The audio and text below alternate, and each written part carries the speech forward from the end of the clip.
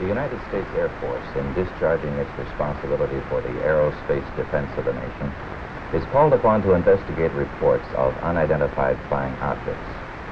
Two Air Force officers have, over the years, been very closely associated with this activity.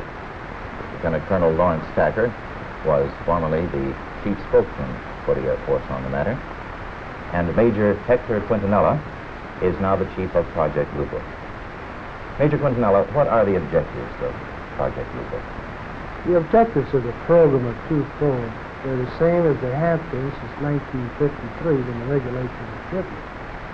First of all, to try to determine if the UFO phenomena presents a threat to the security of the United States. And second, to determine if the UFO phenomena exhibits any technological advances which could be turned into research and development. What's the record so far? To date, we have over 10,000 cases at Wright-Patterson Air Force Base, of which 646 of these remain unidentified. That's not to say that we could not have identified more cases if we had gotten to the observer quickly and checked the local activity. The Air Force has been accused from time to time of hiding information about UFO. What do you have to say to that, Colonel Patton? Well, these charges are absolutely untrue. Actually, the United States Air Force releases statistics on the UFO phenomena through the Department of Defense press desk periodically, and we've always honored accredited media when they want to investigate a given specific sighting. There's nothing to hide. There's nothing to hide at all. Is there anything in the files, either classified or unclassified, that would indicate that there may be extraterrestrial visitors over here? First of all, the project is completely unclassified. And there is nothing in the records which would indicate that we have been visited by any advanced civilization. How does the Air Force look upon people who make reports of UFO? Do they look on them as qualified observers?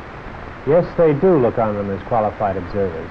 Actually, most people who report a UFO sighting are patriotic citizens who have been mystified by something that they've seen, and through a patriotic sense, report it to the local law enforcement officials or to the United States Air Force base near them.